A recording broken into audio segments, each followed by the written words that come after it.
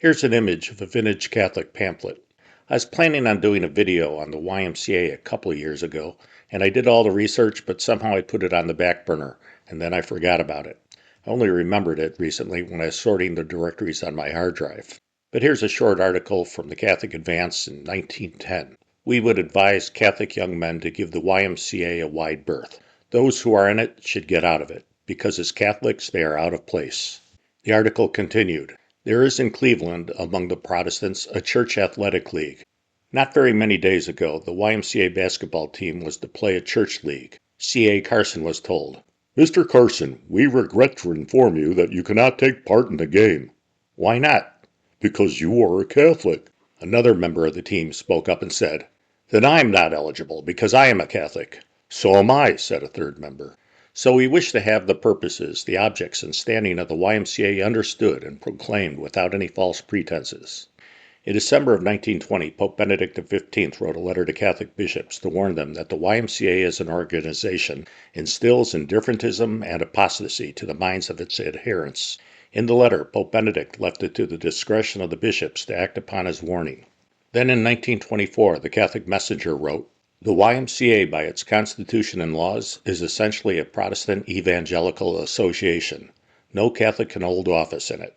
Of its very nature, it is antagonistic to the Catholic Church, whose divine teachings propound a definite creed and make that creed the basis of our morality.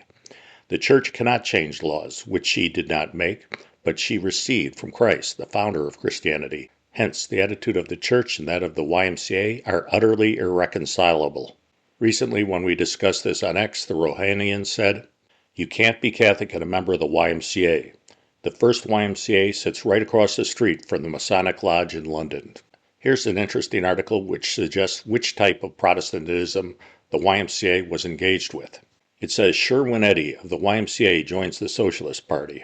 Retiring as Secretary for Asia of the YMCA, Dr. Sherwood Eddy announced that at a dinner in his honor tonight, that he had joined the Socialist Party and would henceforth work for economic justice. The last paragraph concluded, Dr. Eddy further pledged himself to struggle for political and economic reform, the recognition of Soviet Russia, pacifism, birth control, and revitalization of religion. In 1937, there was a question and answer in the tablet, and someone asked, "Kindly answer the following questions. Are Catholics permitted to join the Loyal Order of Moose, and are Catholics permitted to join the YMCA?"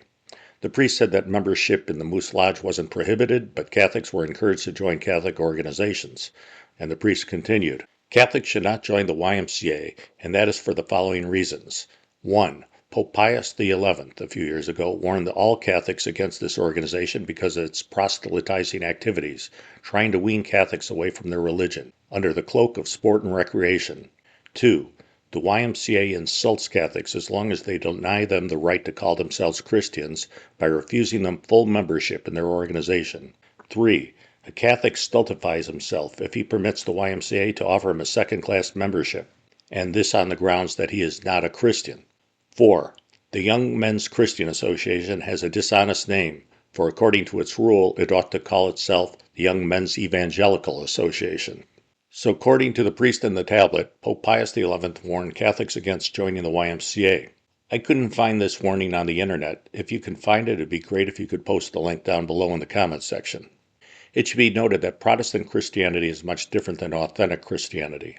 Alphonse Rispoli wrote on Facebook, "When I was a kid in the 1980s, my friend's father, who had been a member decades prior, said that they swam in the pool without swimming trunks for the supposed purposes of better hygiene, and that thoroughly grossed me out." In 1938, the Catholic Advance had another question and answer. Question: We are wondering if it is permissible for Catholic business girls to belong to a club sponsored by the YWCA. Answer: The fact that the YWCA sponsors the club, that organization must derive some benefit therefrom. Catholics have no right to benefit these organizations, even though Catholics do not take part of the devotionals of the organization. It is entirely possible that the Catholic business girls might form their own club. Alphonse Rispoli said, and that's why we created the Catholic youth organizations. In the 1930s, 40s, and 50s, Catholics supported the Catholic youth organizations, and they were wildly successful. Someday I'll do a video on them. However, like many good and profitable things, The Catholic youth organizations mostly faded away after the council. Though they still exist, they are just a shadow of what they once were. In 1939, the Catholic Advance posted a similar Q&A. Question: May Catholic girls become active members of the Girls' Reserve? Answer: They may not. The Girls' Reserve is a junior branch of the YMCA, and no Catholic is allowed to be an active member of this organization. It does appear strange that so many Catholic boys and girls are very interested in associations and organizations that don't have the approval of the Church. Were these boys and girls asked to become members of Our Blessed Lady's Sodality, they would show no interest, or if they were asked to belong to any other Catholic activity in the parish. The Girls' Reserve is forbidden to Catholic girls because the association has an heretical ritual. And this wasn't just a thing in the United States. In 1952, Italians were told that the YMCA was not approved for Catholics. This came about from a letter from the Holy Office to Italian bishops. In 1955, there was another lengthy condemnation of the YMCA that appeared in the Advance Register. The headline read, "Catholics may not join the Y because of its Protestant church connection." But then came the Second Vatican Council. Before the Council, membership in the YMCA was always and everywhere forbidden. But somehow things changed with the Council. Here we see in 1968 the Bishop of Lansing, Michigan, came down with a case of ecumenism, and he declared that, by his review of the matter, he established that membership of the YMCA posed no threat to the religious beliefs of Catholics. So there are several things to consider. The first is whether the YMCA has changed. Though the organization is highly decentralized, it seems generally that since the time of the Second Vatican Council, the YMCA seems to have become more secular. The Y seems more interested in selling memberships than it is in stealing souls for Protestantism. Nonetheless, the mission statement of the YMCA's own website claims that they are putting their own version of Christianity into practice in their programs. Still, I did a poll on my X page, and I said, I did this poll a couple of years ago, but let's update it. Have you ever encountered Protestant evangelization efforts at a YMCA? Only one person said yes. So this in turn brings up other issues. Have any traditional bishops given us guidance on this? I'm not aware of any, but if you are, please comment down below. There are a lot of issues like the one we're discussing today, where Catholics since the Council have been left wandering in the desert, waiting for a legitimate authority to give us direction. But more often than not, we are left to our own devices.